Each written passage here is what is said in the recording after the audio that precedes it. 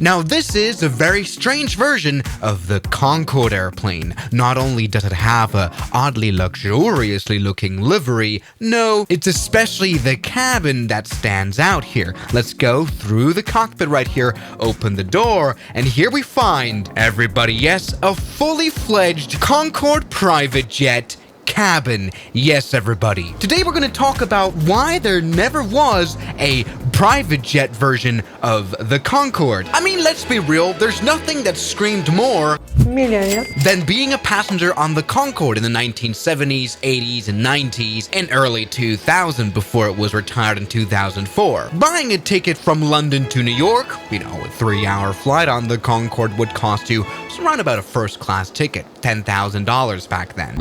You pay a lot, you get relatively uncomfortable seats, to be honest. Not necessarily a spacious airplane at all. But can you imagine the feeling of being a passenger on board a Concorde, taking off with afterburners engaged, hearing the roaring power of this plane indeed, knowing that you're a passenger on board one of the most complicated airliners to fly ever. Look at this engineering panel. Imagine being a passenger of this noisy airplane right here, which everyone in the vicinity can definitely hear. Let's take off right now. Full power indeed. Positive.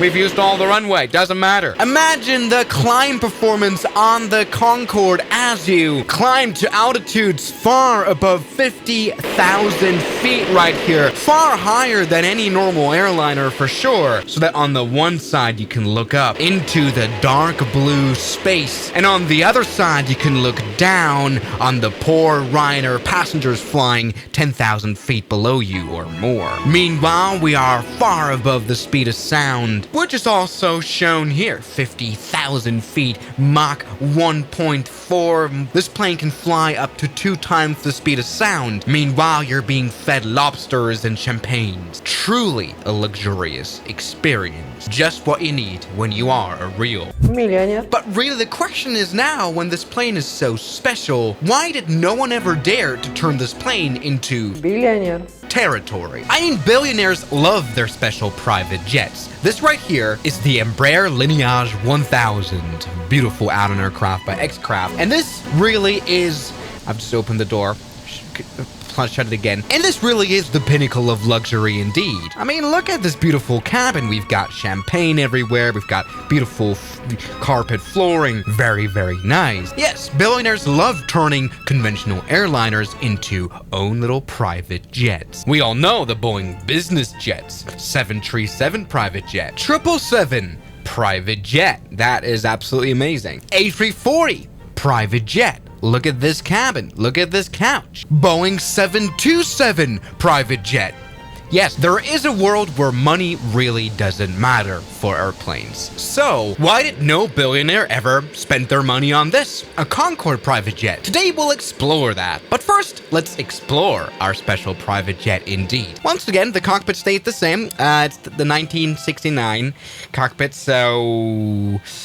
it is a bit messy. Yes, you would have to hire 3 pilots flying at the same time. Obviously also here as an engineer. You would, in order to have this airplane fly today, do some updates though, of course, by for example adding proper flight management computers and not this piece of crap INS display. I hate using this inertial navigation system. This plane doesn't even have GPS. Of course, in the 1960s, GPS wasn't a thing. But other than that, this plane is pretty capable even today. A Concorde was a technological marvel. It could land itself as well, and it had a modern fly-by-wire system. For the 60s, this plane is just insane. Anyway, talking about insaneness, let's actually finally get into our cabin indeed. Now, this is the entry door or the exit door. So this is how you'd go in and go out. You have a little galley kitchen where the flight attendant would cook up some lobster. Yo, Melissa, tell him to bring out the lobster. Talk to me about this lobster, Melissa. And here we once again enter our private jet cabin. Now here you have a little bit of a chill lounge area with a leaflet and a rose about that Concorde crash that happened.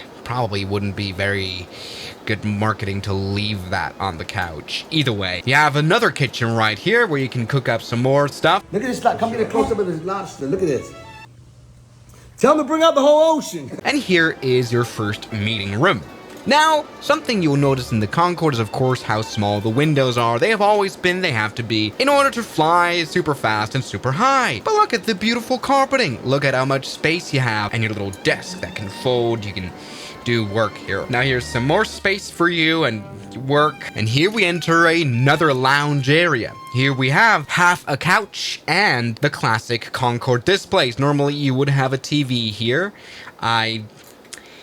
The modeling isn't very well done, but this actually works, right? Shows us that our airspeed right now is 0, but the temperature outside is 15 degrees, which is right. Now here's another meeting area, and here is the master bedroom, ladies and gentlemen. Yes, you could finally sleep now on the Concorde properly. No, it's like it's like unbelievable. You have a little TV here where you can watch Swiss 01 videos. Here you have a bit of a mirror, which as you can see, doesn't really work very well. You have some cabinet space here, and actually, if you go through this door, you find some more space. And if you go through this door, you find even more space. Look at all the space we have left on the Concorde. Actually, this plane would be a perfect size for a private jet, because it is not extremely big. It's not like a 747 private jet, but it's definitely big enough to get you some proper VIPs in here. We could even fit another bedroom in here. How do I close this door again? There you go. That's how you close it. So in terms of design, you have nothing here that says, oh, this isn't possible. We don't have any too much weight. In fact, we have less weight than having 100 passengers on board, which really even increases the immense power of this plane. All right, let's go ahead and take off now. Looking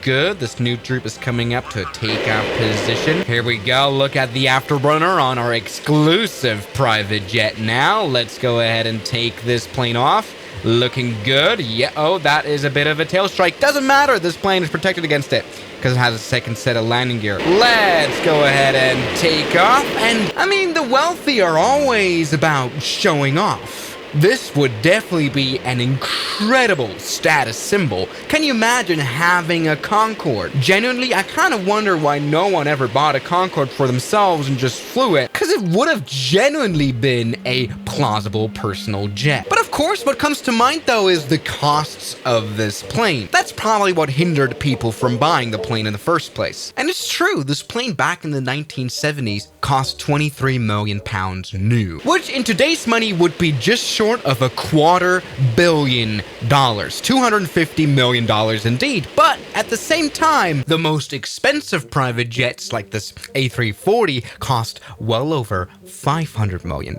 which is double the price of a today's Concorde. Now, it is true that you have to have some spare money in order to, obviously refit this cabin. But in terms of money, this would have been possible to build. Although, of course, Concorde never sold this plane as a private jet either. I think we might have just crashed. While Boeing, for example, specifically sells and configures these private jets, in this case, you would have had to buy the plane and have it refitted by yourself. Still though, money-wise, buying the plane would have probably been possible to some. But of course, it's not only buying the plane, it's operating the plane that eats literal money. And while this plane eats literal fuel, this thing uses as much fuel as a rocket, making this plane probably twice as expensive to operate than an A340. I mean, literally it eats fuel. The afterburners literally eat fuel because it's just fuel injected in the end of the engine and then it blows up, and that's the fire. That's all there is to it. Now, something else this plane eats is maintenance, of course, because it is so advanced and because it did so many things that had a big toll on the structural capabilities, like flying twice the speed of sound. Things had to be replaced all the time on the Concorde. Maintenance is extremely hard to do, and the question is also about longevity. For how long would parts have been available? On a 737, buying that as a private jet, you'd never have to worry because you'll always have parts. With a Concorde, how long until they discontinue making new parts? Also, for example, the Concorde has been revoked the airworthiness certificate. You're not legally able to buy and fly a Concorde at all anymore. So yeah, this plane would have been extremely expensive, but definitely possible. And once again, I'm pretty sure there should be a Saudi millionaire being able to set it up. But now I guess the biggest point that we have to get to is the actual practicality of having a plane that can go twice the speed of sound, because obviously you cannot always use it. Famously, flying faster than the speed of sound creates a big sonic boom. Or how the Concord SST website describes it. Where did the Concorde fly to? Concorde does not fly supersonically over land as the sonic boom would not be socially acceptable. Yeah. In this plane, you're not allowed to fly above the speed of sound over land. Right now, we're flying roughly around the speed of sound, so we'll create big sonic booms that will be even audible on this little island over there, especially when we're at 9,000 feet. We're not very high. Yes, if you're flying over land, flying over the speed of sound is not really an option, although you have to consider that most of the Earth is water, so flying across the Atlantic, no problem. Flying across the Mediterranean Sea, probably no problem. Pacific, no problem. Indian Ocean, no problem. You want any more oceans? But you shouldn't forget that while we're actually illegally fast. We're 1.7 Mach, which, as I will mention, is shown here. We're actually at 2. I think we're, Look, we are very fast, but look, even if we are only able to fly below the speed of sound, there's still some advantages of our extremely high cruising altitude, 57,000 feet, 60,000 feet, no problem. You obviously have no traffic in the way, no weather in the way. Turbulence is very little on this plane, so you have more comfort, but you're also faster because you can just lightly scratch the speed of sound mark, but you don't have any other traffic up here that could annoy you, that you have to avoid. Very quiet up here. Maybe sometimes you'll encounter a spaceship or an SR-71. But that's it. Now, another point that you could be concerned about as a billionaire is airport availability. Could you fly the Concorde anywhere? And the truth is, kind of yes. While the Concorde did need a ground power unit to start up, it could fly from pretty much any airport that the 747 could fly, runway lengthwise. I mean, here's all the charter destinations that the Concorde flew at, and it's a lot of it. Have you ever been to Geneva Airport? Not the longest of all runways are mentioned here. And this is actually the funny thing. The plane, the Concorde, was chartered by Air France a lot. VIPs did book the plane for themselves, they just never bought it. And perhaps there was not really reason to, other than having a actual luxurious cabin over the miserable passenger one. I mean, the truth is, this plane can land at a lot of places. Let's see if we can land down here at London City. The truth about the Concorde is that it had to fly at insane speeds in order to actually stay in the air. Easily 250 knots is a good speed. 180 is where it gets a little close, much faster than the airliner. But we can put out the reverse thrust in midair and stop in no time. Oh, that is gonna cause a landing gear replacement. Let's go ahead and go full braking here. Let's do it. Let's do it. Let's do it. Let's do it. Let's stop. Let's stop, little Concorde. Yes, and it has stopped because of powerful braking. No worries at all. This runway is broken. Oh. All right, there we go. We've been able to land into London City despite landing at way too much of an airspeed.